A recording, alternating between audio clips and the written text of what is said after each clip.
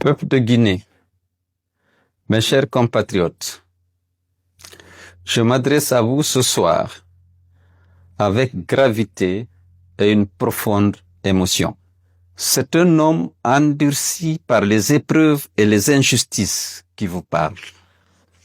Un homme inquiet pour le sort de notre pays qui voit s'éteindre peu à peu l'espérance, la dignité et l'avenir de nos enfants. Mais c'est aussi un homme déterminé et confiant, porté par la certitude que la vérité finira par l'emporter sur le mensonge, le droit sur l'arbitraire, la démocratie sur la dictature. Je ne parle pas seulement comme un homme politique, mais comme un citoyen, un fils de cette nation, blessé mais debout. Je prends la parole parce que nul ne doit rester indifférent quand l'avenir de son peuple est menacé.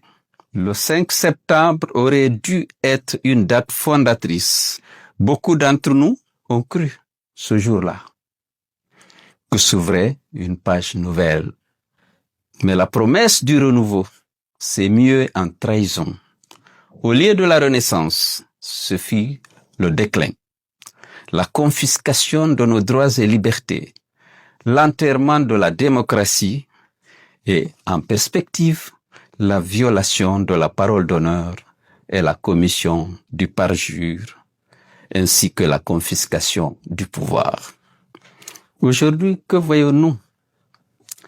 Des assassinats impunis de jeunes manifestants, des prisons pleines de détenus politiques, symbole de régimes qui redoutent la liberté, des disparitions forcées, des morts suspectes en détention, jamais élucidées, des médias fermés, des voix muselées, des citoyens privés de leurs droits dans un pays où l'État est devenu la principale source d'insécurité.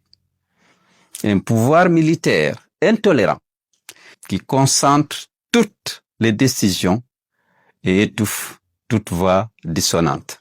La refondation qu'on nous promet n'est qu'un masque. Elle cache l'accaparement du pouvoir et des richesses publiques par l'équipe dirigeante qui vit dans une opulence insolente alors que nos infrastructures se dégradent et le peuple sombre dans la misère. Oui, la Guinée connaît une croissance économique tirée par le secteur minier. On a exporté 147 millions de tonnes de bauxite en 2024. On exportera en 2025 200 millions de tonnes. Mais quel impact sur les conditions de vie de la population quand les fruits de cette croissance ne servent qu'à enrichir les dirigeants, à financer les manifestations destinées à promouvoir le maintien de Mamadi Doumbouya au pouvoir et à acheter la conscience des leaders d'opinion pour qu'ils soutiennent ce funeste projet. Plus d'un Guinéen sur deux vit dans la pauvreté. Nos hôpitaux et centres de santé manquent de médicaments. Nos écoles de fournitures scolaires, plus de 60% de nos jeunes sont sans emploi et l'exil est leur seul horizon. Nous avons des richesses, mais à raison de la mauvaise gouvernance, notre peuple s'enfonce tous les jours dans la misère. Voilà la réalité, peuple de Guinée. Nous avons toujours tendu la main au dialogue pour donner toutes les chances à la paix. Mais notre patience a été prise pour de la faiblesse. Désormais, il n'y a plus de place pour l'hésitation. Il nous faut défendre nos droits et reconquérir nos libertés. L'heure est au sursaut national. Aucune appartenance à un groupe particulier, politique, régional ou ethnique ne doit nous diviser. La Guinée est notre maison commune, notre bien commun. L'UFDG ne participera pas à cette mascarade de référendum destinée à favoriser la commission d'un parjure et à légitimer un coup d'État. Nous invitons tous les militants de l'UFDG tous les Guinéens épris de démocratie et de liberté à rester chez eux le 21 septembre prochain et donc de s'abstenir de voter. Car même si vous votez non, votre vote sera compté oui. Ne vous associez donc pas à ce vol en perspective des suffrages des Guinéens. Militants de l'UFDG, on peut tenter de nous affaiblir par le débauchage ou la démission des cadres. Mais notre force est ailleurs, dans la conviction de nos militants et la confiance du peuple de Guinée à notre parti et à sa direction nationale. Comme tant de Guinéens, nous avons retiré notre confiance au CNRD et à son président, coupables d'avoir trahi leur serment et spolié nos droits et libertés. J'appelle tous les Guinéens à s'opposer résolument à l'instauration d'une nouvelle tyrannie dans notre pays. À la communauté internationale, je dis, ne soyez pas complices de la junte dans sa volonté de confisquer la souveraineté du peuple, de choisir librement ses dirigeants. N'apportez pas votre caution à un simulacre de démocratie.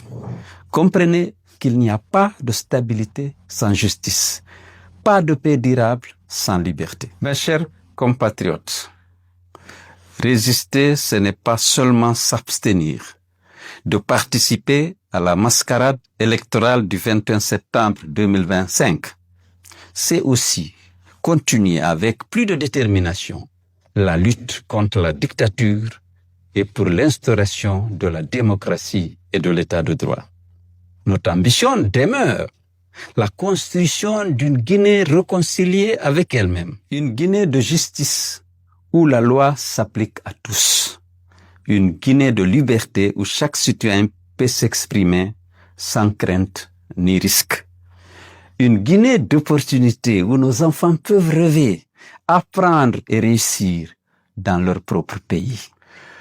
Nous ne vaincrons la dictature que par notre unité et notre détermination, ainsi que notre esprit de sacrifice.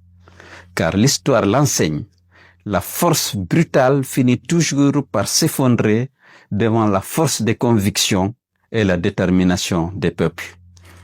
Je tends la main à chacun de vous. Je crois en notre avenir commun. Je crois en la Guinée. Ensemble, nous bâtirons un pays où la liberté, la justice et la dignité ne sont pas des promesses, mais des réalités. Je me bats pas pour un poste, pas pour un groupe particulier, mais pour que chaque Guinéen, riche ou pauvre, jeune ou vieux, puisse vivre libre et digne dans notre Guinée. Voilà le combat de ma vie et je l'assumerai jusqu'au bout.